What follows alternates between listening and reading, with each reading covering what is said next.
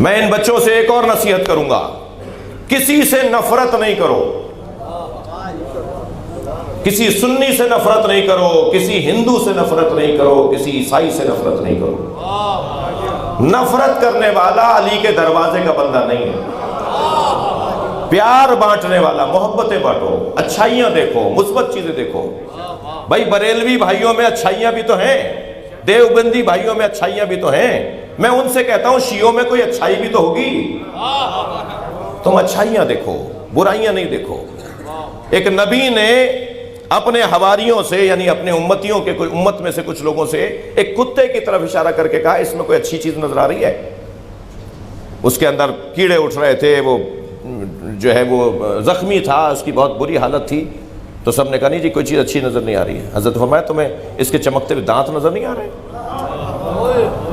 کوئی اچھی چیز تو ڈھونڈ لو کسی کے اندر۔ میں اس آیت کی تفسیر میں بات کر رہا ہوں، موضوع سے ہٹ کر نہیں بول رہا۔ حسد کرنے والے عزیزان گرامی اپنا نقصان کر رہے ہوتے ہیں، محسود کو وہ اس کا کچھ نہیں بگاڑ پائیں گے۔ مجھے بتائیے جنہوں نے اہل بیت کے ساتھ ظلم کیا، کیا ہوا اہل بیت کے ساتھ؟ اللہ نے اور عزت بڑھا دی، اللہ نے اور ان کا احترام بڑھا دیا۔ وہ جیسے جیسے ظلم کا شکار ہوتے چلے گئے، ایسے ایسے معاشرے پر حاکم بنتے چلے گئے۔ بتائیے جتنا پیسہ علی کا ذکر روکنے کے لیے خرچ ہوا تاریخ میں، اتنا کسی اور پر خرچ ہوتا تو وہ میوزیم میں بھی نہ ملتا، لیکن جتنا آج علی کا احترام ہے معاشرے میں کسی کا ہے ہی نہیں احترام۔ اور اگر کوئی برابری کرنے کی بات بھی کر رہا ہوتا ہے تو اسی مسلک کا عالم اسے ٹوکتا ہے۔ ان کا احترام اپنی جگہ، مگر علی علی ہے، یعنی خود اسی کو اسی کے مسلک کا عالم کہتا ہے علی کے برابر بات نہیں کرو۔ ان کا مقام بہت بلند ہے، مگر علی کا مقام علی کا مقام ہے۔ توجہ چاہوں گا، نبی نے ایک سفر میں کسی سے کھجوریں اس نے کھلائی نبی کو، سرکار نے کھجوریں کھا کے فرمایا جب مدینے آؤ گے تو میں بھی تمہیں کھجوریں دوں گا۔ سرکار کی رحلت ہو گئی، وہ آ گیا، حضرت ابوبکر کا دور ہے، اس نے کہا نبی نے فرمایا تھا مدینے آؤ گے تو کھجوریں دوں گا۔ حضرت ابوبکر نے بے ساختہ کہا علی کو بلاؤ۔ مولا علی تشریف فرما ہوئے، حضرت ابوبکر نے فرمایا علی یہ کھجوریں مانگ رہا ہے، نبی نے اس سے وعدہ کیا تھا کہ مدینے آؤ گے تو کھجوریں کھلاؤں گا۔ مولا علی نے 3 مشت کھجوریں اس کے دامن میں ڈال دی۔ صحابہ اکرام نے پوچھا یا ابوبکر یہ کام تو آپ بھی کر سکتے تھے؟ فرمانے لگے جب میں غار میں نبی کے ساتھ تھا تو ساری رات یا اللہ کی باتیں ہوئی ہیں یا علی کی باتیں ہوئی ہیں۔ ساری رات سرکار نے مجھ سے اللہ کی بات کی ہے یا علی کی بات کی ہے، اور جو علی کی باتیں مجھ سے کی ہیں ان میں سے ایک بات نبی نے یہ فرمایا انا کفایا، میں نے کیوں کہا علی تم دے دو؟ فرمایا انا کفایا و کفا علی فی العدل سوا، میرا ہاتھ اور علی کا ہاتھ عدالت میں ایک جیسا ہے۔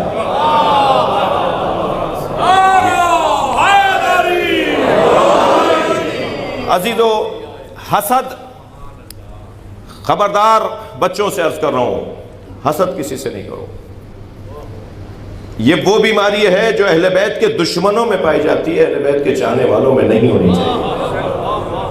اس لیے کہ اہل بیت کے ساتھ حسد کی بنیاد پر اس آیت کی تفسیر میں مولا علی نے فرمایا کہ ہمارے ساتھ ایسا ہوا ہے۔ محبت کیسے کسی کی حاصل کی جائے؟ محبت کیسے کسی کی حاصل کی جائے؟ سورہ یوسف میں حضرت یوسف کے بھائیوں نے بابا کی محبت حاصل کرنے کا ایک طریقہ اپنایا ہے، اور قرآن سورہ مبارکہ نساء میں اللہ نے محبت حاصل کرنے کا ایک اور طریقہ بتایا ہے۔ ہمارے معاشرے میں جو زیادہ تر چیز رائج ہے وہ حضرت یوسف کے بھائیوں والی رائج ہے، جبکہ ہونا چاہیے جو اللہ نے نسخہ بتایا ہے، ہیں دونوں قرآن کی آیتیں۔ سورہ یوسف کے اندر ہے کہ حضرت یوسف کے بھائیوں نے سب جمع ہو کر، 11 بھائی جمع ہو کر کہتے ہیں اقتلوا یوسف واخوہ انا هو احب الی ابینا منا، آؤ چل کر یوسف کو اور یوسف کے بھائی کو قتل کر دیتے ہیں، اس لیے کہ یوسف بابا کے نزدیک ہماری نسبت زیادہ قربت رکھتا ہے، بابا اس سے زیادہ پیار کرتے ہیں، جب ہم اسے مار دیں گے تو پھر ہم ہوں گے، بابا کی محبت ہمیں مل جائے گی۔ یہ ایک طریقہ ہے کہ اگر محبتیں لینی ہیں تو ان لوگوں کو رستے سے ہٹا دیا جائے جن سے محبت ہو رہی ہے، پھر وہ ہٹ جائیں گے تو پھر ہم آگے آ جائیں گے۔ یہ قرآن میں کچھ لوگوں نے سوچا تھا ایسا، اور ایسا کرنے کے لیے چلے گئے حضرت یوسف کو مارنے کے لیے۔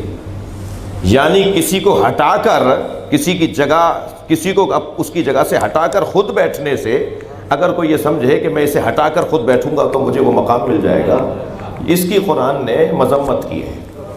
تم کسی کو ہٹا کر اس کی جگہ نہیں بیٹھ سکتے۔ ہر شخص اپنی روٹی مقدر میں لے کر آیا ہے، ہر شخص اپنا مقام اللہ سے لکھوا کر لایا ہے۔